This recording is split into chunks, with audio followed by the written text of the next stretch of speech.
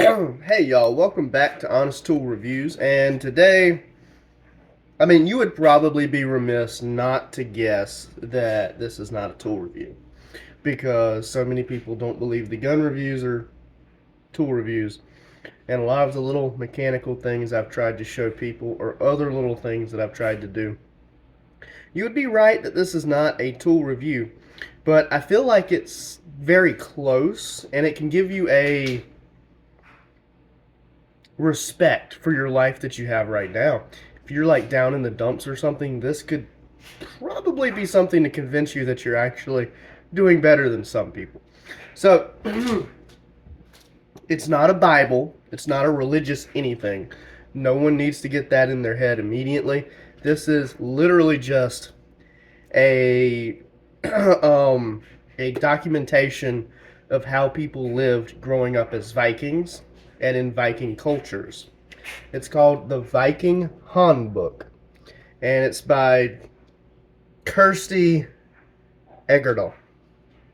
Kjersti Egerdahl. Somebody may think that I've said that wrong. I may have said that wrong. I don't know.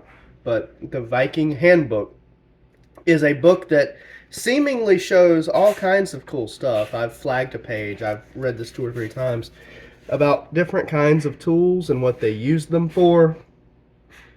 Like, that looks like just a regular hatchet considering it's got a short arm on it. Or maybe those forks and knives are slightly long. You'd have to read and find out. But I'm not trying to plug a book. I'm trying to say this book mentions all of the tools that they had way back then in the day, which were nowhere near as good as they are now. We didn't have technology. We had some forms of what they called technology back then. They were high tech to have a sharp blade with a stick. They had lots of cool insulating equipment called called pine straw and hay, and they'd put it on their houses or wrap it around their houses on the sides and stuff like that. It's worth reading because we live in these shitholes nowadays, and we complain and we get upset and we feel like we're not getting anywhere in life. And then when you pick up a book like this and it's like, who were the Vikings? And you read about what they lived in and how they lived in it and what non-stop work they did all the time. You feel kind of blessed. Like, maybe not from a Christian God, maybe not from a Muslim God, maybe not from whoever your God is, but you're doing better. And it's true. Never be afraid to ask for more or expect more or want more. Keep climbing. Don't give up and don't stop.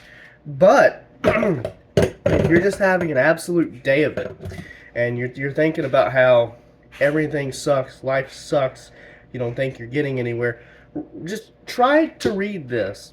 It's inspirational how hard these people worked, where they lived, what tools they used. You could also argue, in a different hand, it's amazing what they came up with and what they used to deal with the world around them back in the day. But I would suggest this book because, quite literally, it can give you a better mindset. When I'm at work and my hands are starting to get numb and my fingertips are just gone, I can't feel them, and it's like, I don't know that I touched that. And I've been just working. A lot of mechanics don't have fingertip anymore. They can't feel, and it gets numb. And my dad's got the same problem. And it's just it's hard day's work. And when you do it for 12 hours or so, and you're doing it for a 3-day weekend, 12 hours every day, and of course it spills and makes 13, 14 hours every day. Something like this popping into my head is like, hey, at least I'm not worried about the forces from Wales coming down, and at least I'm not a woman tending to the garden right now or anything, and I'm not outside slinging dung to fertilize the fields. And I have it all right, and I just keep going. This book has been fascinating. It's been inspirational, and for me, it has been a bit of a guide. I try not to push it too much. I try not to flex it too hard. I try not to influence anyone. and even more so, I try to avoid the judgment for it. But being Norse pagan, I find that some of the behaviors that they've exhibited in this book to be interesting. Maybe not enlightening, but interesting. And the tools that have been in here, it says eat, dress, and fight like a warrior. It has information about what they wore, what they ate, how they fought. It was probably as close as I could get to laying my hands on Viking information. I probably would never get to sit down face to face with an actual Viking and ask him questions. And if I did, I probably couldn't understand his answers. So this was an amazing find.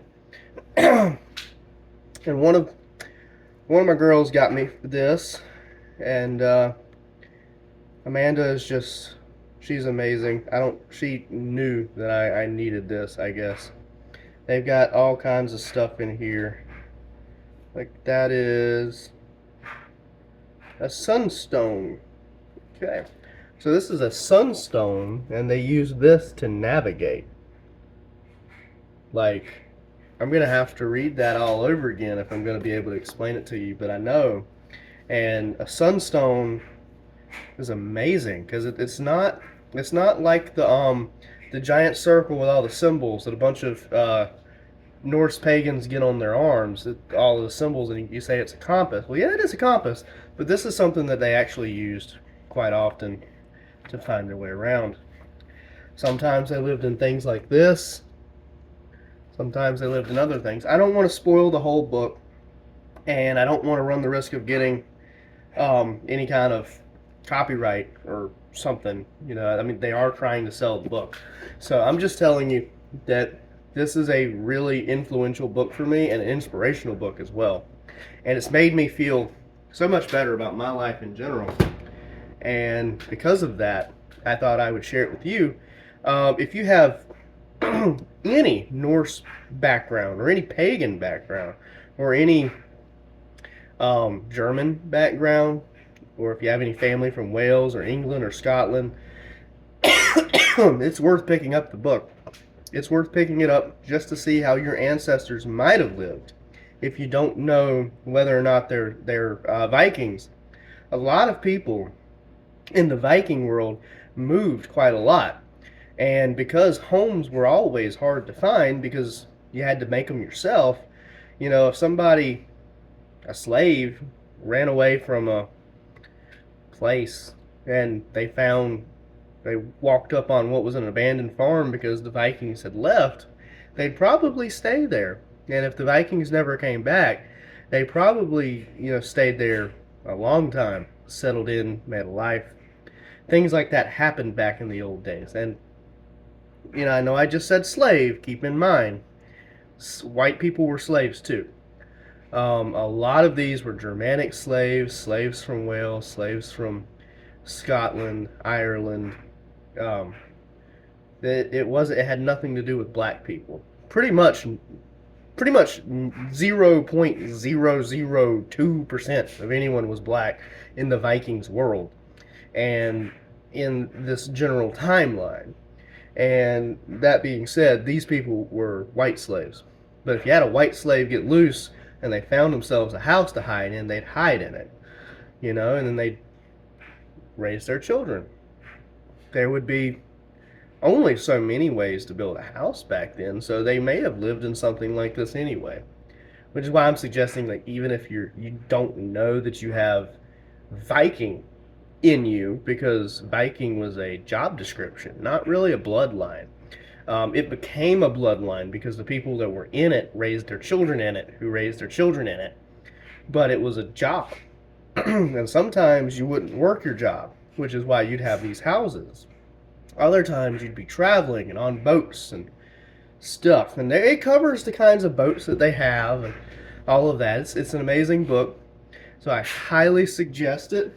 Show it one more time in case you're just now thinking about writing it down. The Viking Hondbok by Kjersti Edgerton. No.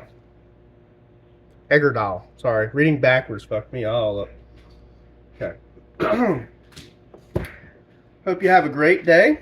And I apologize for this not being a tool review, but I have a couple more coming up.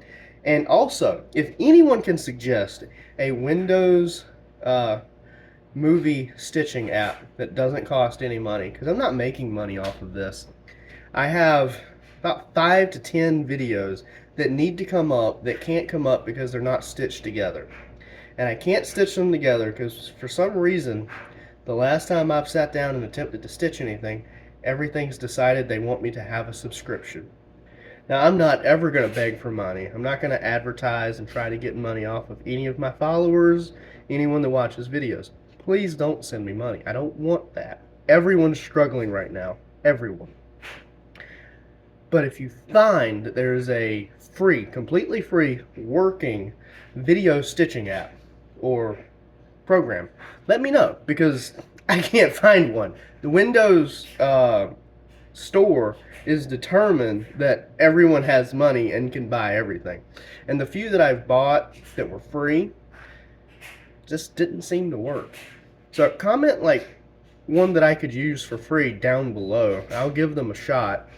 I mean, I am backed up on videos. This can be done because it's on my phone, and it can be done because there's no stitching required. But I got a kayak review that is 11 clips long, and it's got to be clipped together. And it's going to be several hours of the clipping process and then the uploading process. So it's going to have to be on the laptop, and I'm stuck with that. So again, just let me know if you are aware of one. And other than that, have a great day. Stay safe out there.